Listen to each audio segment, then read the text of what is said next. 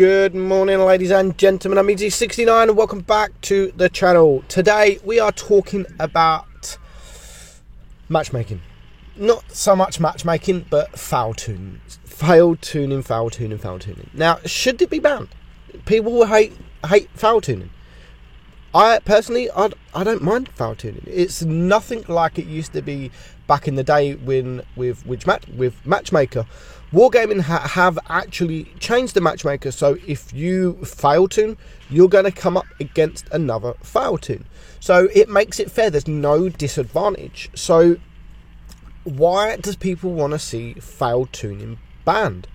Why do they want to see it got rid of?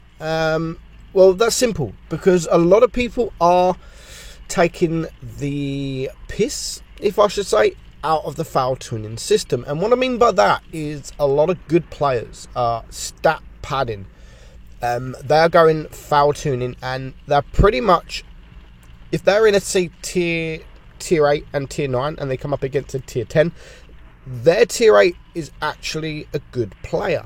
And he knows how to deal with tier 10s, whereas the enemy most likely are going to be two people that doesn't really know how to play the game properly, because you do get that a lot most of the time, and I would say 80 to 90% of the time, fail tuning the platoons are not great players. So people take advantage of that and try and fix the matchmaking as such into bringing you up against a foul tune if you're a good platoon, good players, 70, 60, 70% win rate players, coming up against sort of 40% players, because that's most likely what's going to happen.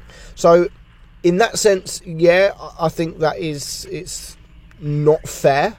But as for the matchmaking side, it is a 100% fair. It is 100% fair, because if you fail tune in a tier 8 and a tier 9, you're going to come up against a foul tune in a tier 8, tier 9.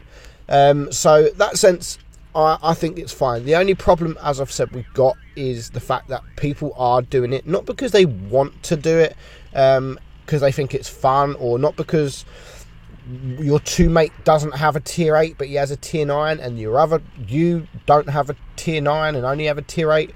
A lot of people don't do it for that.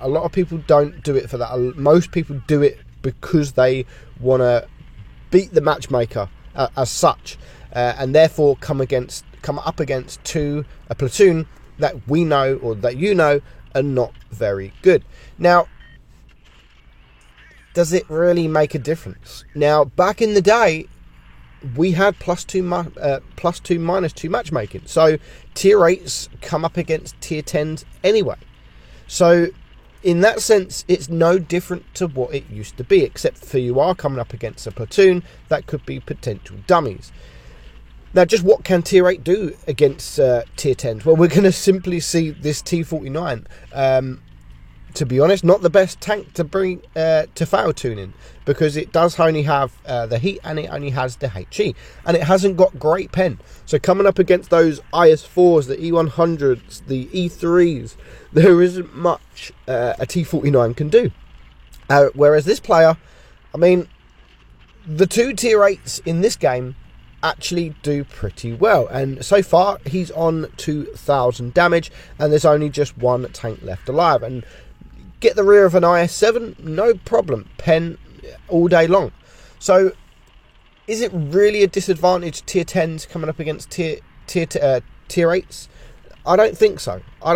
It all depends on the players, how good the players are or how bad the players are. If both lots of teams, I mean, that's only the minority of games you're going to come up against platoons with 60% players against platoons with 40% players when they are foul tuning.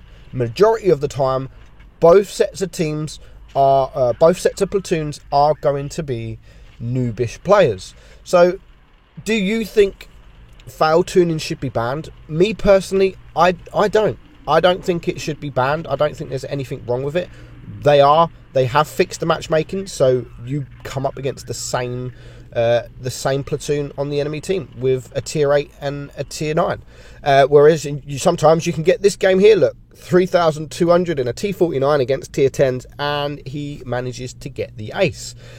Second highest damage on his team. The enemy team, the T34, he beats 3 of his team. 2 of them are tier 9s and 1 of them are tier 10. So the T34, even on the losing team, beats 6 members, 6 players in damage wise. 3 on the green team, 3 on the red team. So no, personally, I don't think they should ban foul tuning. I don't think there's anything wrong with it. Yes, you are going to get the occasional game where the foul tune on your team or the enemy team are going to be great players, and the other foul tune are going to be piss poor players. But that is very minor, very minor. It doesn't happen all the time, and as I've said, the majority of the times, both sets of players are going to have the same set of skill. So I hope what's your opinion? Let me know. I'm Meadsy, and I'll catch you soon.